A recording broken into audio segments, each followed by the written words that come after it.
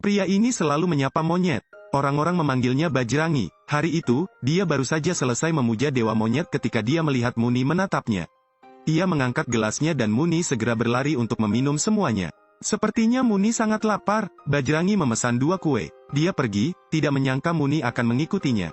Bajrangi mengira Muni butuh uang. Namun ketika dia memberikan uang, gadis itu tidak mengatakan apa-apa. Sepertinya dia tidak tahu bagaimana cara berbicara. Bajrangi harus membawa gadis itu ke departemen kepolisian. Namun anak-anak tidak diperbolehkan berada di tempat ini. Bajrangi sangat tidak sabar. Orang tua gadis itu pasti akan datang untuk melaporkan kasus tersebut. Namun polisi berkata lagi, di tempat kami tinggal hanya ada pencuri dan pemabuk. Menurutmu tempat ini aman? Bajrangi harus membawa Muni ke rumah mertuanya. Ayah mertuanya adalah seorang Brahman yang saleh. Dia hanya makan sayur, tidak makan daging, dan tidak melakukan kontak dengan orang dari golongan lain. Esokan harinya setelah makan malam, Muni tiba-tiba menghilang. Bajrangi mencari kemana-mana. Saat ini, dia melihat gadis kecil yang duduk di sebelah sedang makan paha ayam. Bajrangi segera menyeret gadis itu keluar. Namun Muni tampak terpesona dan enggan pergi. Bajrangi sangat sedih. Gadis itu bukan seorang Brahmana. Esokan harinya, ia mengajak Muni memuja Dewa Monyet dan meminta maaf padanya. Saya tidak makan daging, hanya itu yang dimakan gadis kecil itu. Begitu Bajrangi menutup matanya, dia menghilang. Dia melihat gadis kecil itu memasuki masjid. Namun dia tidak berani masuk. Tidak ada jalan lain, dia harus masuk. Namun, saat menemukan Muni, dia tertegun. Gadis itu sedang beribadah. Bajrangi tidak tahu harus berbuat apa sehingga dia memutuskan untuk membuang gadis itu di sini. Tapi saat ini, apa yang dikatakan pacarnya membangunkannya. Beda kelas, beda ras, lalu kenapa? Tapi kalaupun dia menerima Muni, bagaimana dengan ayah mertuanya? Bajrangi menyembunyikan kekhawatiran ini. Malam itu, semua orang menonton sepak bola bersama. Ketika India mencetak gol, semua orang bersorak. Hanya Muni yang tidak senang. Namun saat Pakistan mencetak gol, Nina sangat gembira. Gadis itu bertepuk tangan dan melompat. Muni bahkan berlari ke depan TV dan mencium bendera Pakistan. Melihat itu, semua orang terkejut.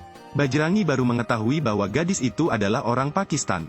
Dayanan menjadi marah. Kedua negara India dan Pakistan adalah musuh.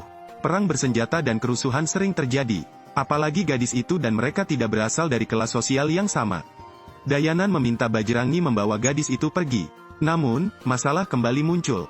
Muni tidak memiliki kartu identitas, paspor, dan buta huruf. Kedutaan tidak dapat menerima gadis itu. Selanjutnya, kedutaan sedang mengalami kerusuhan. Tempat ini tidak berfungsi lagi. Bajrangi meminta bantuan agen perjalanan.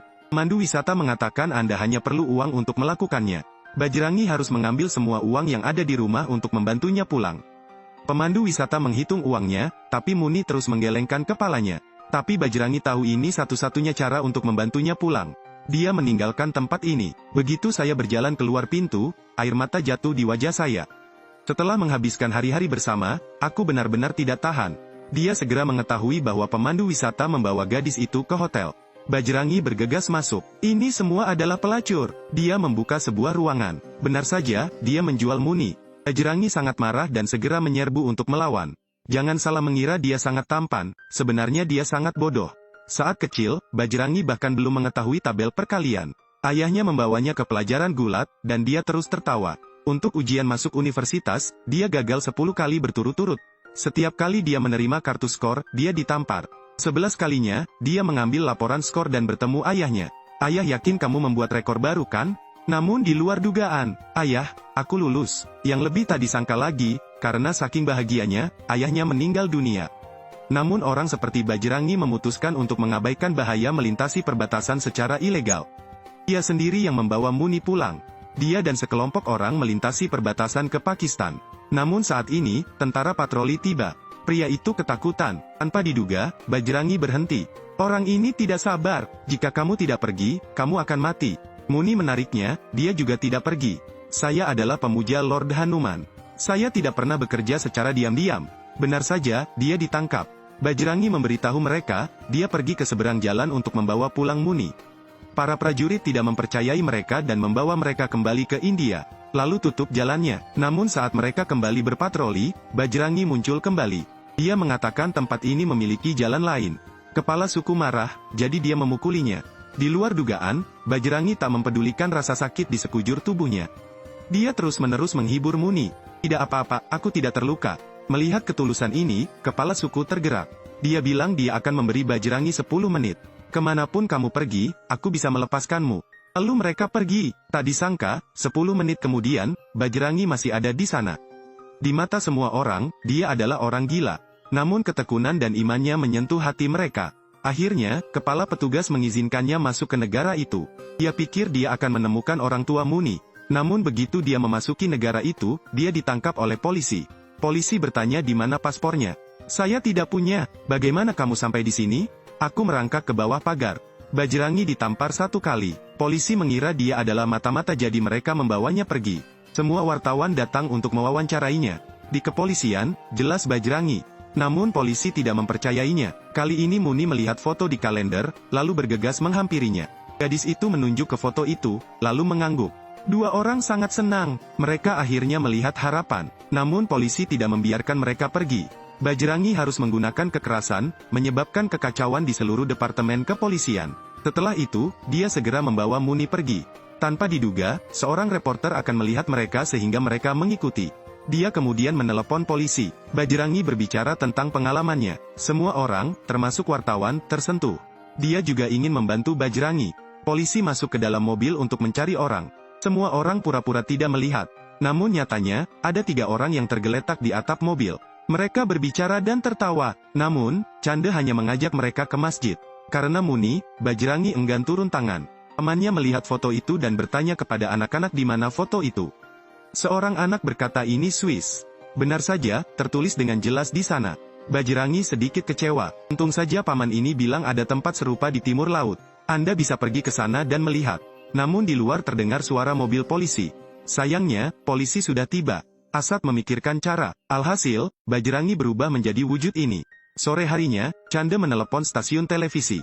Dia berharap media bisa membantu Muni mendapatkan rumah. Namun stasiun TV tersebut menolak. Mereka harus mengandalkan diri mereka sendiri. Chande segera mengunggah video hasil editannya secara online. Ia menaruh harapannya pada netizen. Mereka menonton video itu bersama-sama. Tiba-tiba Muni seperti melihat sesuatu. Gadis itu terus menunjuk ke video itu. Chande dengan cepat memundurkan videonya. Wanita ini adalah Ibu Muni. Kemudian mereka menemukan mobil yang ditumpangi Ibu Muni. Akhirnya tahu kampung halamannya. Namun polisi mengetahui kabar tersebut. Polisi memblokir jalan. Akan terungkap, Bajrangi menarik perhatian polisi. Berkat dukungannya, Muni sampai di rumah. Saat ini, ada suara tembakan di kejauhan. Bajrangi ditangkap. Dia dibawa ke kantor polisi. Direktur memaksanya untuk mengaku bahwa dia adalah mata-mata. Namun bawahannya sangat jujur. Jika kita membiarkan orang ini menghabiskan separuh hidupnya di penjara di Pakistan, itu memalukan bagi negara kita. Dia melepaskan Bajrangi, dan menghubungi Chande. Dia memberitahu Chande untuk melaporkan ini. Semakin banyak orang yang melihat cerita Bajrangi. Semua orang terkesan dengan keberanian Bajrangi. Chande berteriak kepada semua orang, sekarang giliran kami yang membawanya pulang. Esokan harinya, para penjaga mendengar suara-suara. Dia mengeluarkan teleskop untuk melihat.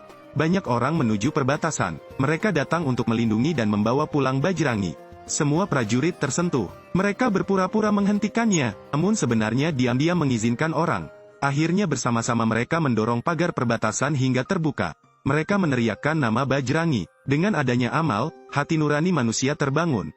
Agama, bangsa, kebencian, bahkan perbedaan yang dirasakan. Semua diabaikan. Muni juga datang. Gadis itu mencoba melambai, tapi Bajrangi tidak bisa melihatnya. Melihatnya semakin jauh, dia ingin berteriak tetapi tidak bisa berteriak keras-keras. Tepat pada saat ini, Paman, Bajrangi berbalik. Dia menitikkan air mata dan berlari menuju Muni. Adegan Bajrangi memeluk Muni merupakan adegan penutup film tersebut. Citra Bajrangi tidak sama dengan awal film. Namun karena keikhlasan dan kemurahan hatimu, membuatnya terus berkembang. Film berakhir di sini. Selamat tinggal dan sampai jumpa lagi.